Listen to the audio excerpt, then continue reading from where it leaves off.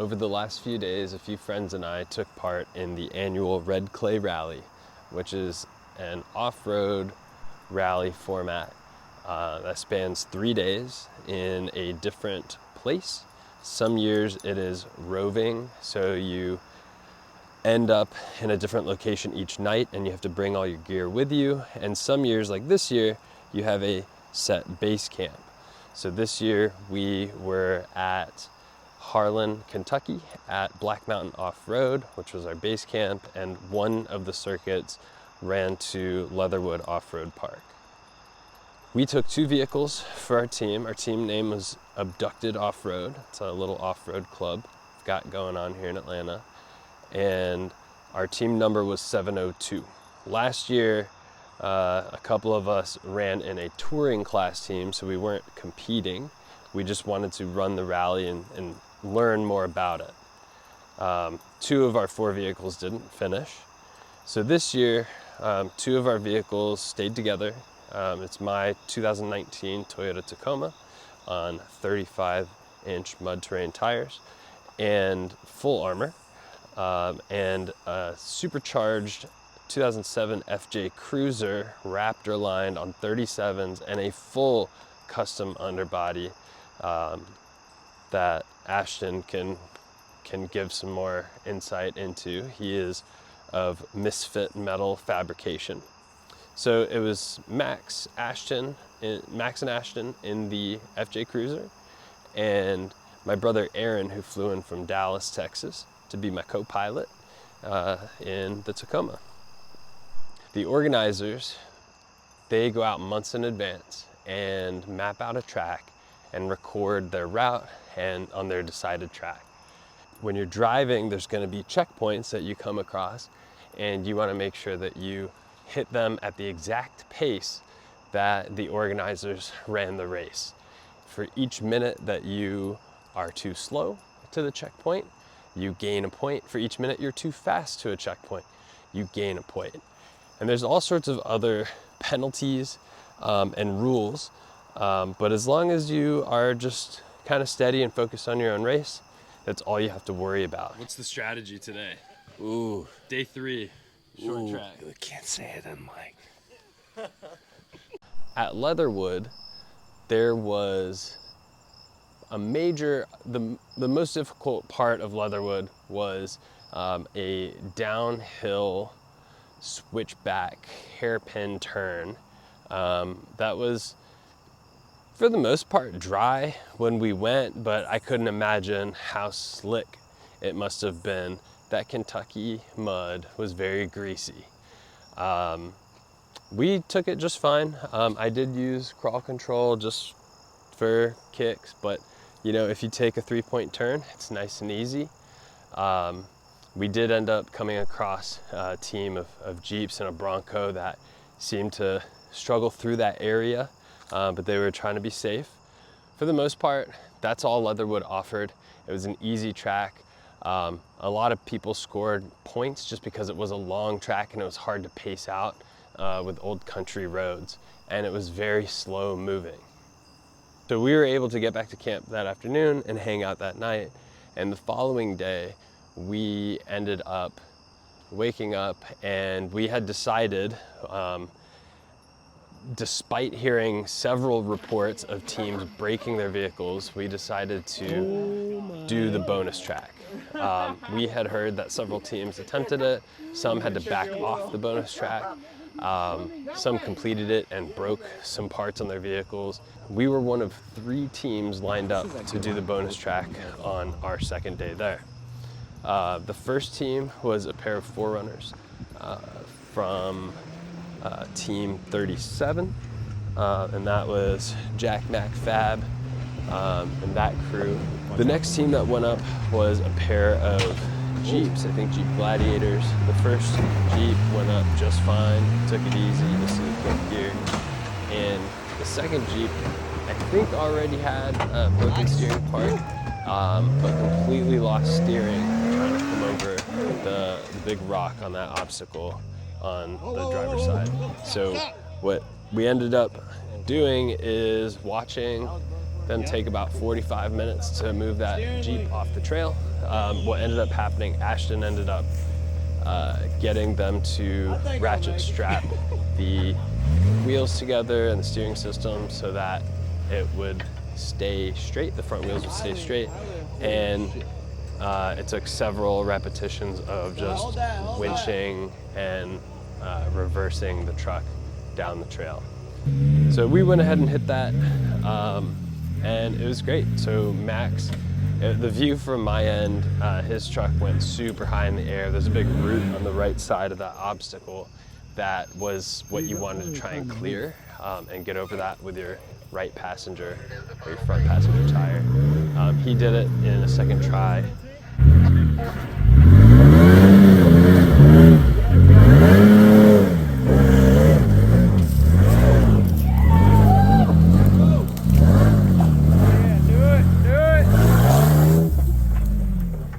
I was being very cautious, perhaps overly cautious, knowing that we had 2 tracks left to run.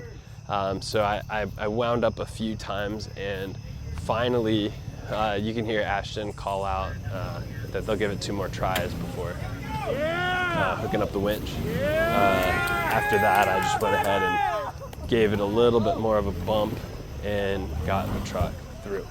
Good job, there you go. Baby! That's what's up! Anyway, so we went back to our camp and got ourselves ready. I ended up reworking the maps. Fortunately, I ended up finding some errors, so I'm glad I took the time to rework the maps for the A-Track day. The A-Track day, in my opinion, was the most fun. We got to experience a lot of Black Mountain Off-Road Park.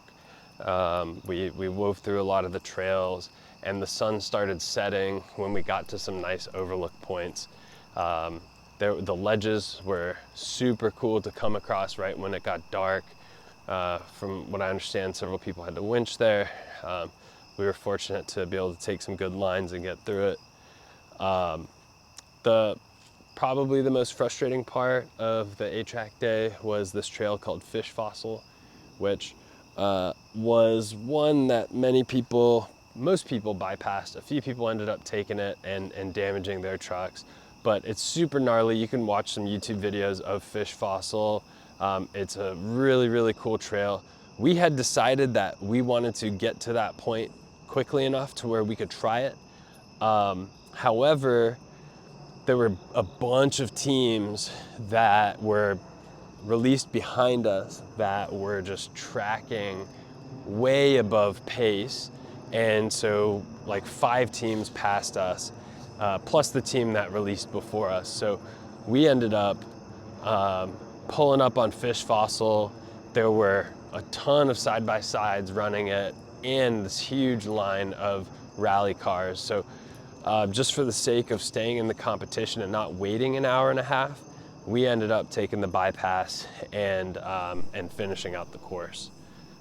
We saw some pretty badass videos of a few of the teams that decided to run it, and we kind of don't regret it, but you know, that's the difficulty with a high traffic trail like that. So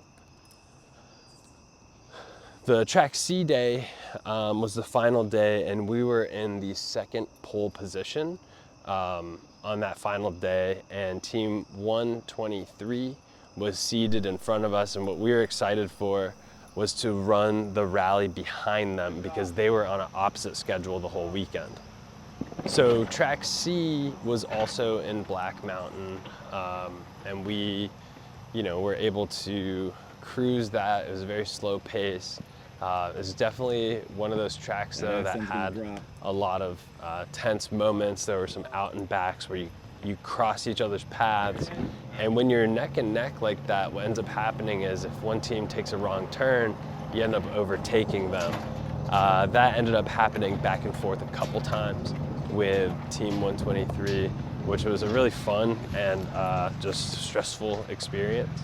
After our 3rd checkpoint of that day, when we knew that there were no more checkpoints, we decided to really pick up our pace because, you were set to come down Fish Fossil on the last day, and we did not want to miss another chance at Fish Fossil. So we picked up the pace. There was a cool Jeep that also was just trying to have some fun and not bump around on a slow pace.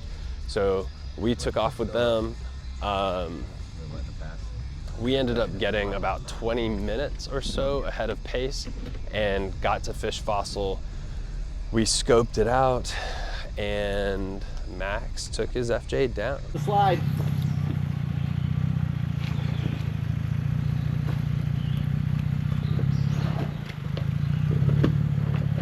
So what do you want in the right? Yeah, left.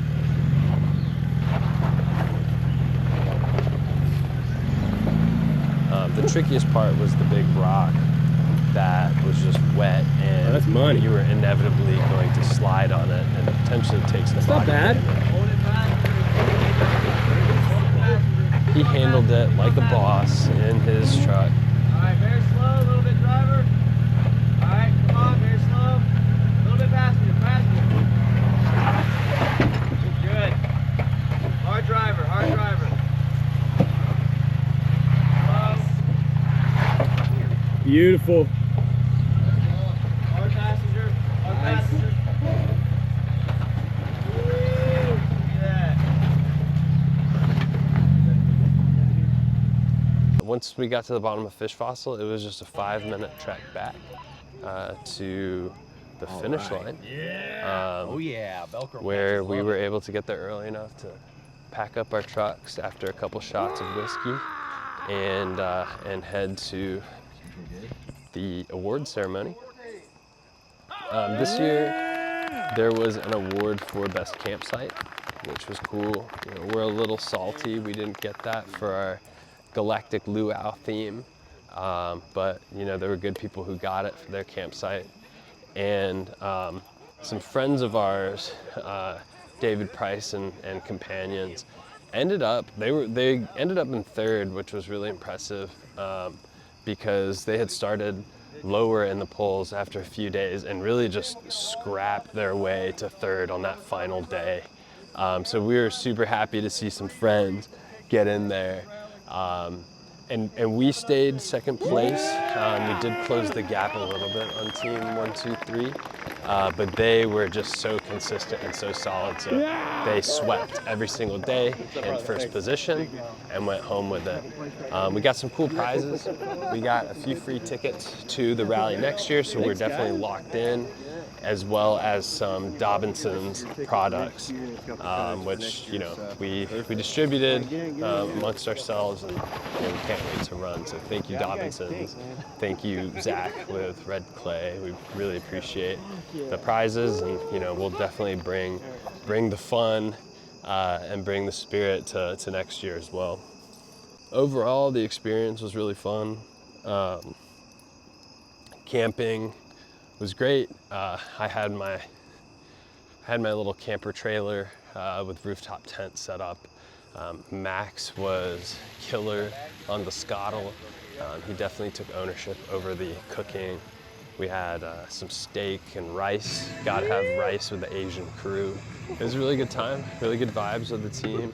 I think, you know, it is mentally and physically draining to be at an event like that and to keep your head while navigating these tiny maps and tough trails. But when you have the right people around you with the right mentality,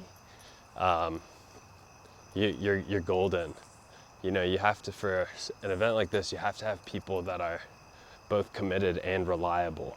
So you find that, you make sure your trucks are also reliable, and you'll be golden. Definitely a mental game, definitely a game of focus, and you know, there's some luck, there's plenty of skill, and we hope to have all of that again next year.